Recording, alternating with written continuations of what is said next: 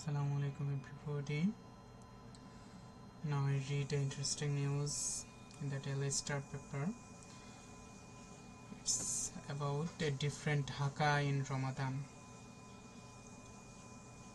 Have you ever felt the pulse of Dhaka in Ramadan?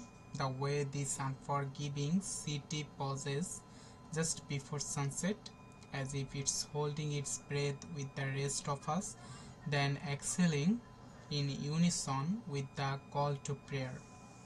If you are an unlucky office goer like me, you probably have felt it already. For a whole month, this restless metropolis, always rushing and buzzing, has moved to a different rhythm, adjusting to the first of millions this year. The usual office hours have set from 9 am to 3:30 pm to make fasting easier. However, the traffic in Dhaka is merciless. The same old fight starts when everyone sets to go home from the office, with thousands of people stuck in traffic, anxiously watching the clock and silently praying to make it home in time for iftar. And then, just when frustration peaks, the long-awaited things happen, the Maghrib call to prayer. For a moment, everything starts feeling a little kinder. People who may never have spoken to each other exchange water and dates. After all, it's time for iftar. Food packets are passed from one rickshaw puller to another. Traffic cops who are just directing irate crowds now give out water bottles to anyone in the area. People who couldn't make it home in time shows kindness to each other.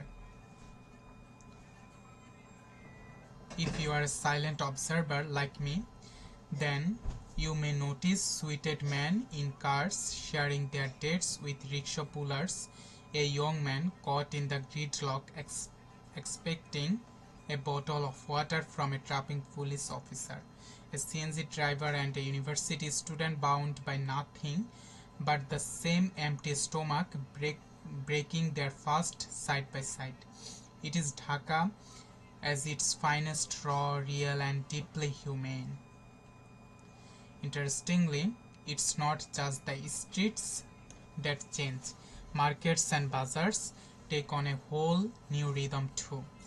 As iftar approaches, vendors set up temporary seating on the ground, ready to break their fast right where they work. Those who couldn't manage to buy food are welcome to share a meal with strangers, because during this time no one eats alone. Mosques that stay quiet for most of the year suddenly overflow with life. Even in residential areas, families set up water filters filled with sharbat or juice outside their homes, making sure that anyone passing by can take a sip and cool down. The whole city moves with a shared spirit of generosity and togetherness during this sunset. The busy junction points like Bijoy Soroni, Shahbag or Dhanmondi 27 magically calm down right before iftar. 1 minute it's all honking, yelling and last minute lane cutting, then silence. The roads empty out like a classroom right after the last bell. It's an odd, almost serene experience.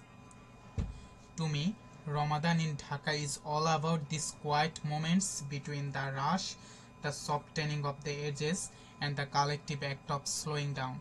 But like all beautiful things, Ramadan in Dhaka will go away. The old habits will come back, the honking during the sunsets will return, the jostling, the shoving, the Frenchist race against time.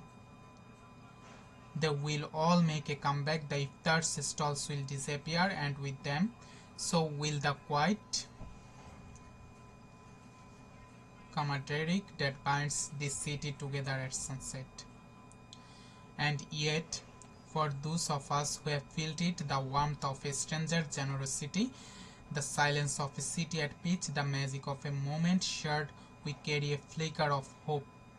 Hope that perhaps even when Ramadan is gone, we'll remember to pause, remember to be kind, remember that Dhaka